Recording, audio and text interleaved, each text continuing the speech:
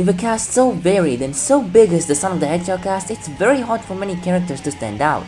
So many pre-established characters are only used nowadays for either spin-offs or cameos, but the one that managed to stay relevant with what originated from the classics is Shadow the Hedgehog. For many people who grew up with stuff like Sonic Adventure 2 and Sonic X, it was the cooler and more interesting version of Sonic. A dark and mysterious past along with an attitude so different from anything we've seen before in the franchise, while still managing to complement the overall themes and mainstay characters. I was introduced to Shadow with Sonic X.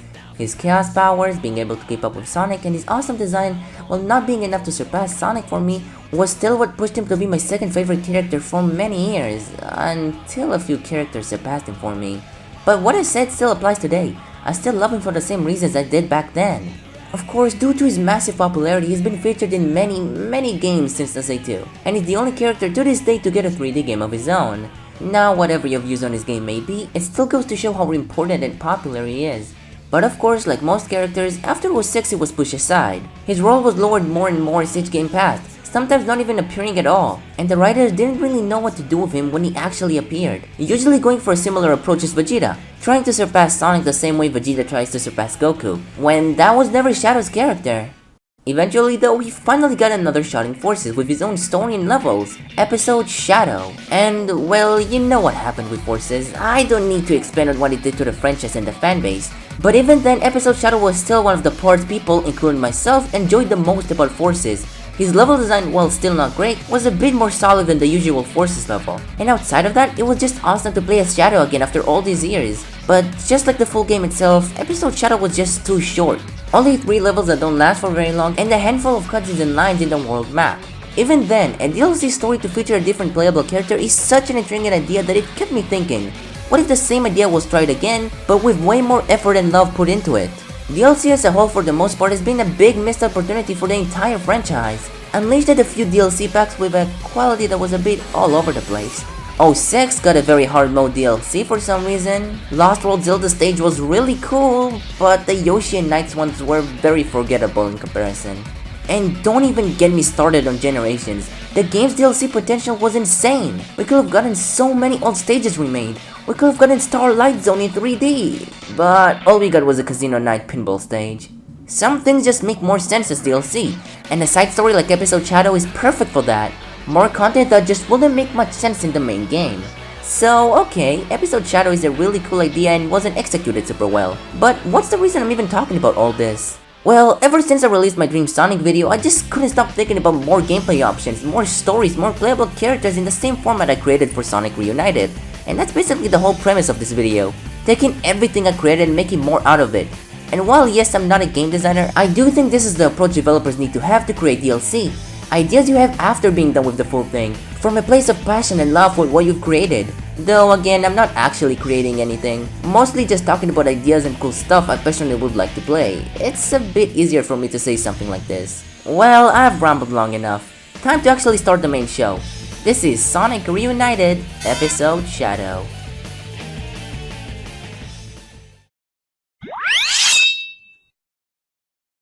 Last time I said I didn't want Shadow to be in Reunited to create a more focused gameplay and story experience, but now that I have the opportunity to create something entirely new, this is exactly the best place to bring Team Dark back to the spotlight. Yes, not just Shadow, the entirety of Team Dark will be a part of this. He does have friends after all. I already gave my opinion on Shadow, but as for the rest, I enjoy both Rouge and Omega as their own characters and as companions. Both help show a different side to Shadow's character and are pretty entertaining on their own right. Though this does seem a little weird. Only 3 main characters. Huh. Didn't I have 4 last time? Well, for now I'll say that Team Dark's dynamic is extremely different from other teams in the series, and just like Team Sonic have lost something special in their relationship over the years to probably an even worse extent. So showing their dynamic and friendship is definitely something I would like to focus on. Which leads us yet again to another situation of having only one team as the main characters. Not even Eggman will be a part of this story. The Chaos Emeralds will once again be given a big role and even more so to Chaos powers due to Shadow's nature. As a whole, having an even smaller cast than last time will definitely help fixing Team Dark, and will finally give them another chance to truly shine again.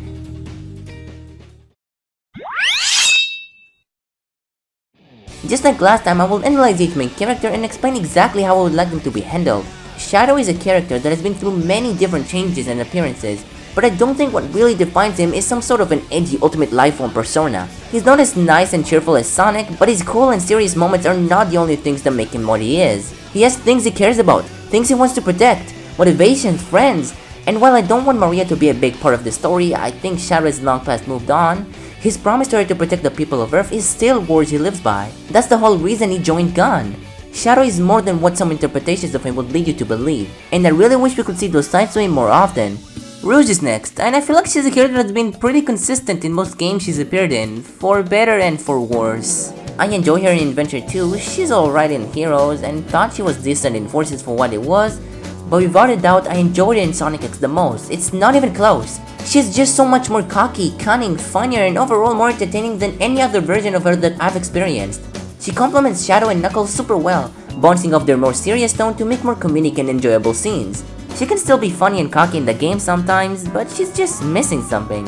Her personality can often be more serious and a bit more boring. X has that perfect balance between her usual snarky behavior and a more supportive and emotional side. Her relationship with the past is one of my favorite parts of her in X. She's often what keeps her team together. Though I will say that it's weird that her love for Jewel just kind of disappeared basically after Adventure 2 as far as games go. I felt like that was a core part of her character, being a thief and all, not just a spy. So I would personally really like for that part of her to come back in the future. Last part of Team Dark is E123 Omega. In comparison, he's probably the least complicated character I've analyzed so far. He's the last and most powerful E-series robot, but was sealed in a base to guard Shadow after SA2. His personality comes down to being a very angry robot who wants nothing more than to destroy Eggman and his robots for sealing him to prove himself superior. And I think having such a simple personality and goal is pretty refreshing, and is one of the reasons he's probably one of the funniest and over-the-top characters in the franchise. Omega is also extremely loyal to his team, and outside of Maria, I see him as Shadow's best friend. The best way to handle Omega in my opinion is to keep him as angry and comedic as ever, while also providing support and power for his team. And with that, Team Dark is all done. They will be the main characters of the specific story. Every character is vastly different, but also similar enough to the point that their chemistry works. They all offer something different, and that only makes them stronger. They all support each other, but all have a different goal in mind. Though I will say it is pretty strange to not even have a villain. What's even the point of the story if they have nothing to fight against? And if we compare Team Dark to Team Sonic, we are missing a team member. Huh. I was thinking, and I really wanted to make myself come up with more interesting situations, to really let my creative muscles work. And so for the last team member, I decided I would make an entirely new character, in order to let the story and gameplay fit my own vision. I've never really made a Sonic OC before, but as a first try, I think this was a decent attempt. The newest addition to Team Dark is Webs the Spider, a turquoise 4-armed spider that's able to shoot, well, webs out of them. He has a very distinct attitude and is a lot less serious than the rest of Team Dark. He's comedic, but in a different way than Omega. Webs loves nothing more than pranking and tricking people, sometimes to his own benefit and other times just for fun. His jokes though usually come off as very creepy, trying to scare the people around him, being a spider and all. His personality can sometimes completely shift from being funny to extremely threatening in mere seconds depending on the situation. His powers include the previously mentioned web shooting, but he is also extremely strong thanks to his 4 arms and can use them to climb on walls, and also just like Shadow can use chaos powers, chaos control, spear, blast, you name it. Speaking of, for some reason he has a lot of knowledge on chaos emeralds and chaos powers. I will get to a reason why later on, but the point being he's way smarter than he looks. Web so far is looking pretty neat, but even with all that we are still missing a villain. Does that mean Eggman is actually going to be a part of this story after all? Will I make another new character to fit the role? Well, you see, while Webs is going to help Team Dark, he is also going to be the main villain. And despite his usual behavior, he doesn't trick and lie to Shadow in order to work with him. They are going to work together while knowing they're on opposite sides in order to reach a similar goal. Akin to how other team members have their own goals in mind while also helping each other when needed. Again, I will expand on Web's goal pretty soon, but for now, Webs will also serve as a rival to Shadow, which is one of the reasons I gave him chaos powers. Hey, if Sonic can have so many rivals, Shadow can at least have 2, right? Webs is an opposite to Shadow, but unlike Sonic, his approach is less direct and more so tricking his opponents to win a battle, though his constant pranks can lead him to become somewhat predictable, which is one of his biggest weaknesses. With all that, we finally have a full team that complements each other while also having their own distinct goals, and a villain with powers similar to Shadow with his own sort of powers to spice it up. The story I'm creating will take the characters into account once again and make them the main focus in order to show their relationship, and in Web's case, their rivalry. Since this DLC explores a character that's a bit more serious than Sonic, the story will naturally be more serious with higher stakes and more action. It'll take place right after the ending of Reunited, where shockingly, Team Sonic beats Eggman and will show the results of the main story.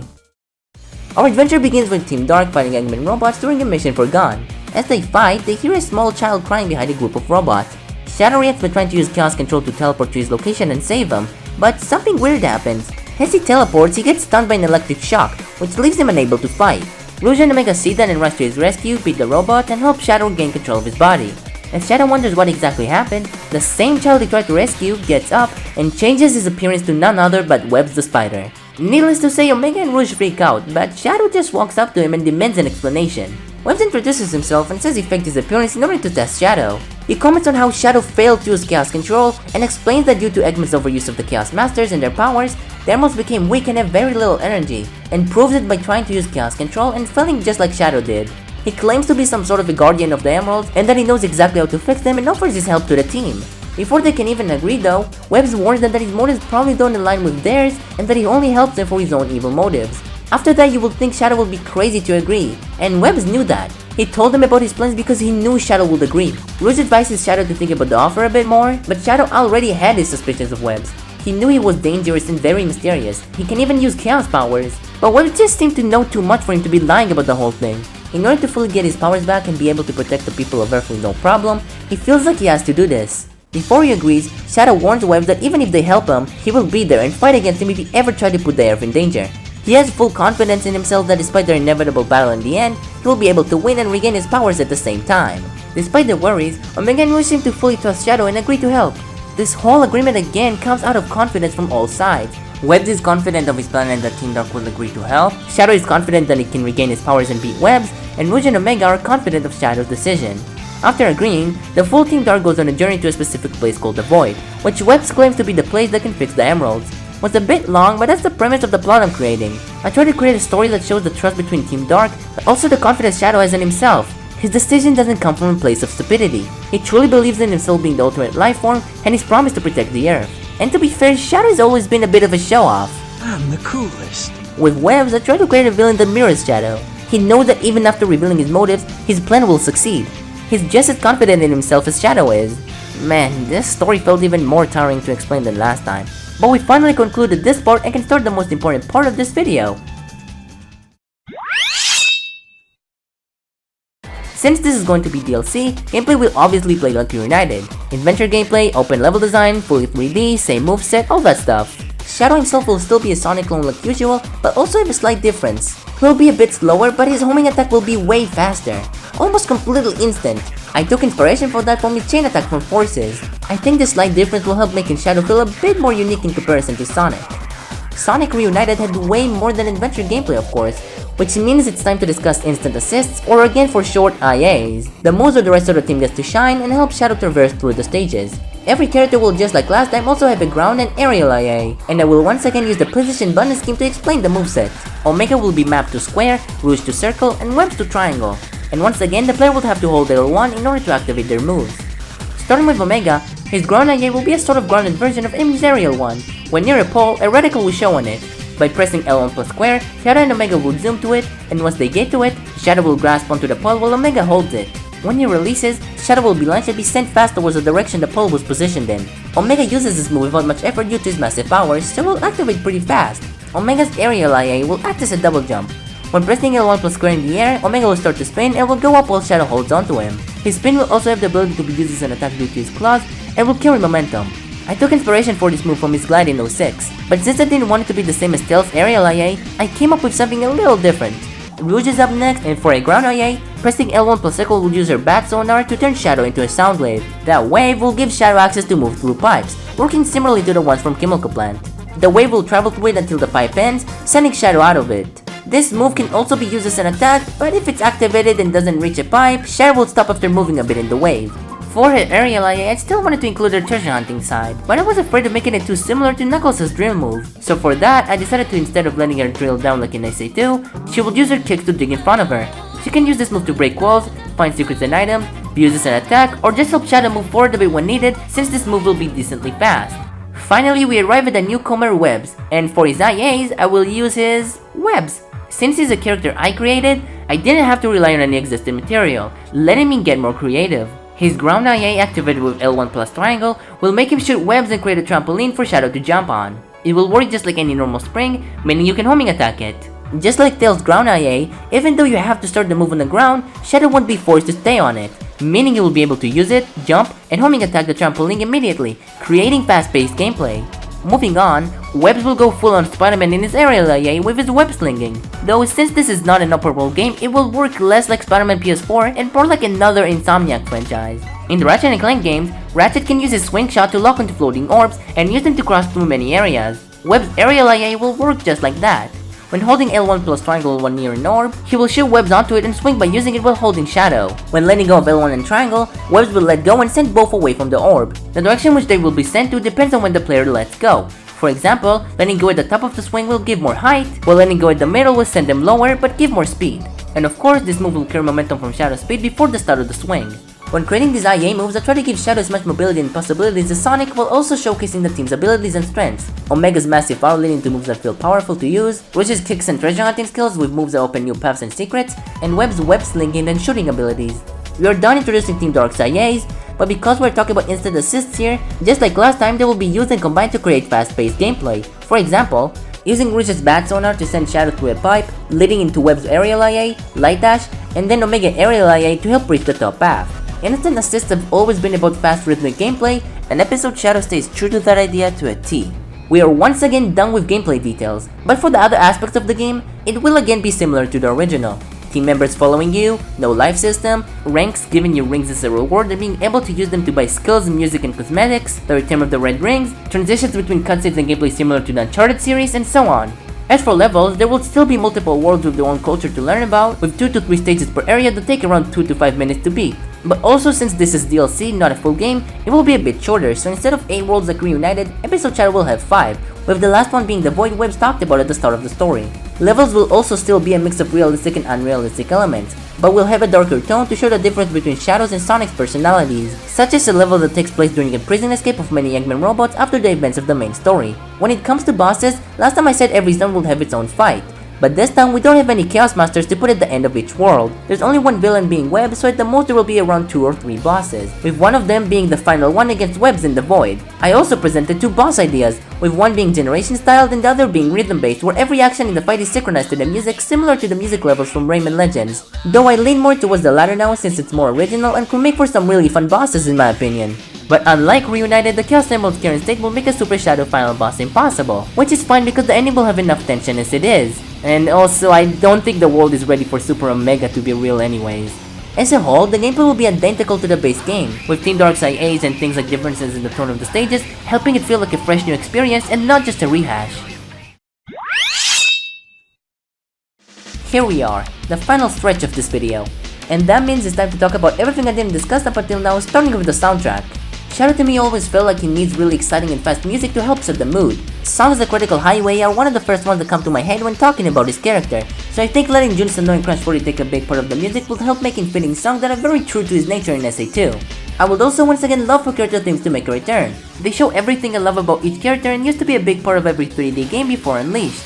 Speaking of characters, each will obviously have a voice, and once again like Reunited, I will be listing my favorite actor for each character, despite if they still play them or not. Starting with Shadow, the first voice that will always come to my mind is Jason Griffith.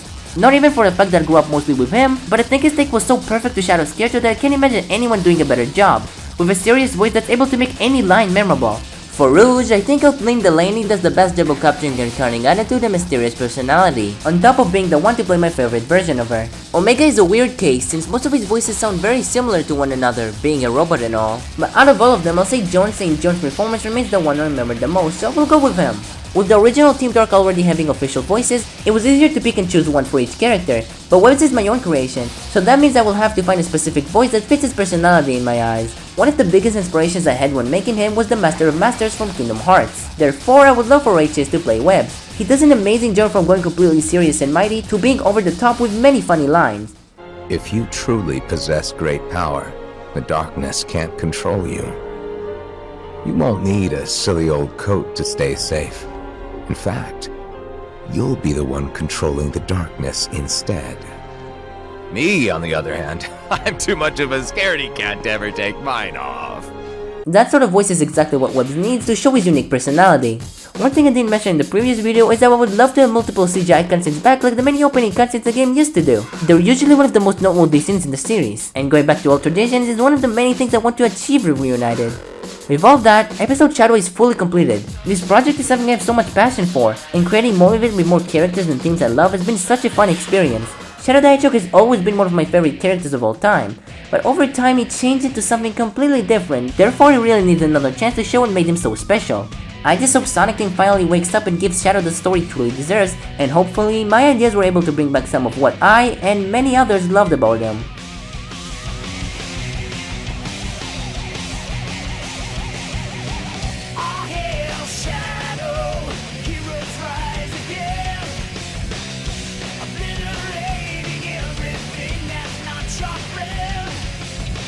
Nothing can stop you now.